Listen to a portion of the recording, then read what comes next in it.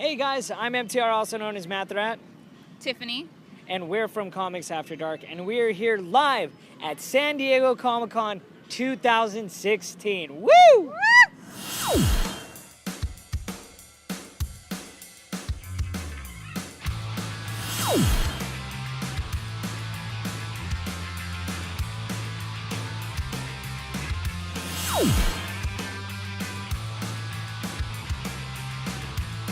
How are you doing today, good sir?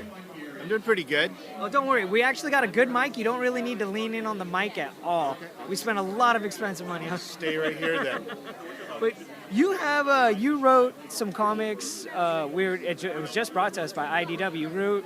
You wrote some comics that were based on the Bible, but kind of like a funny version of the Bible. Yeah, I wrote a book called God is Disappointed in You, Yes. which is the Bible, every book of the Bible condensed down to like 2 or 3 pages each with cartoons and retold in sort of a modern way. Yeah. So anybody can understand it. Because the problem with the Bible is that no one really understands it.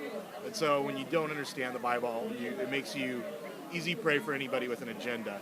Tell you, well, this is what it says or this is what it means.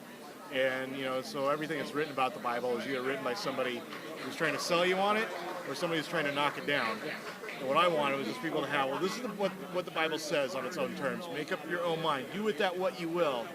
But here's what I say, and it's very easy to understand. The philosophy with which I approached it was, I'm explaining the Bible as if I'm explaining to somebody at a bar.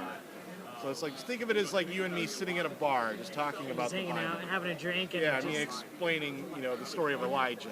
And you also have some untold stories of the Bible as well. And I would guess the sequel, can we say, of the book? Yeah, you probably didn't know this, but the Bible has a sequel. I did a book called Apocrypha Now, which is about all the books that didn't quite make it in the Bible. Some were too weird, some were a little questionable, some were just written too late. But for one reason or another, there's hundreds and hundreds of Jewish and Christian texts that didn't make it in the Bible. And I did a book about what I thought were the most interesting ones of those. Now, by chance, did you put in the Mary Magdalene Testament in there? Yes, the Gospel of Mary Magdalene is in there. The Gospel according to Judas is in there. There's a really cool story about how mules were invented. Mules were invented. Yeah, it was a big development. The guy who invented mules was all excited. He thought he was going to be on the cover of Horse Week, and he had all these mules saved up. But things didn't go quite as planned for him. But I'll let you read the book. Well, obviously, I'm laughing. I guarantee you're laughing. And there was a reason why you were chosen and tapped for Hanna-Barbera's The Flintstones DC comic book. Now, how did this project come all together? Who spoke to you, or how did the process go about? Dan DiDio actually spoke to me. Really? Yeah, he said, hey, we're You were like, yes, just right off the bat. Yes, I don't care. No, Yes. I wanted to sort of like temper him a little bit because he's like, hey, we're rebooting the Hanna-Barbera line, so we think you're the right guy to do the Flintstones.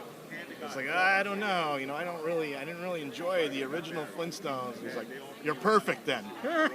Just do what you want with it and make it in your own voice. And we don't want somebody who's going to be really reverential and precious. We want somebody who's going to take the Flintstones and leave Do their your own mark spin on on it and make it your own story. which is what I feel like I've really done. It's really just, it's the Flintstones. I'm just kind of the sock puppet for my own sort of insecurities and my own sort of opinions about where civilization went wrong.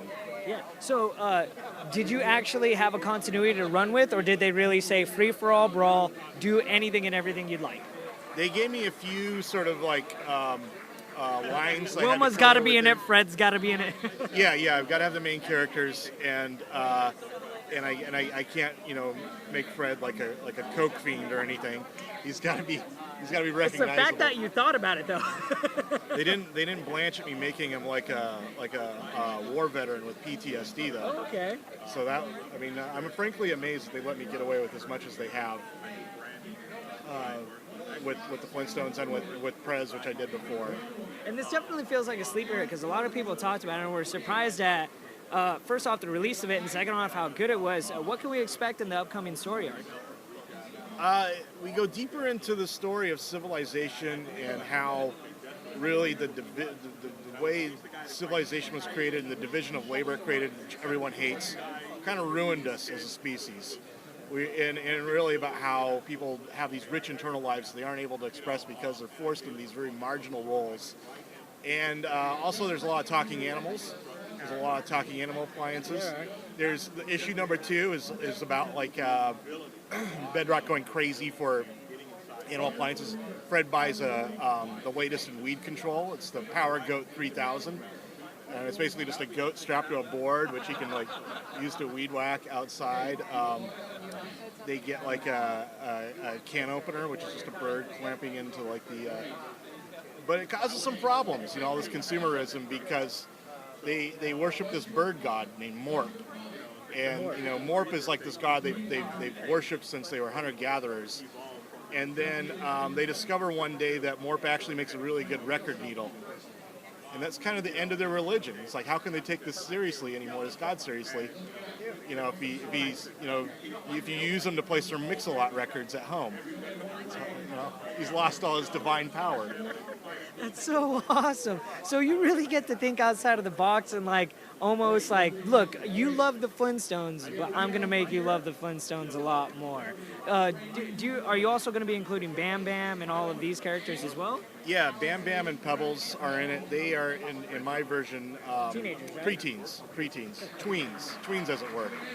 They're like 12 years old, middle schoolers, which I always kind of think is like a really awkward age. Because most kids you see in pop culture are either really young or they're high schoolers, and that's because you feel like you get it better. But middle school is kind of that age where you're still figuring yourself out, where you fit in. So I thought it added this element of sort of intimate human storytelling, and so it's not just like a bunch of farce and satire. That's so awesome. Well, thank you so much. We really appreciate it. Last but not least, where can we find you on the internet? Probably the best way is to follow me on Twitter. I'm at Manruss, at MANRUSS. Thank you so much. We really appreciate your time. Thank you. Thanks, man.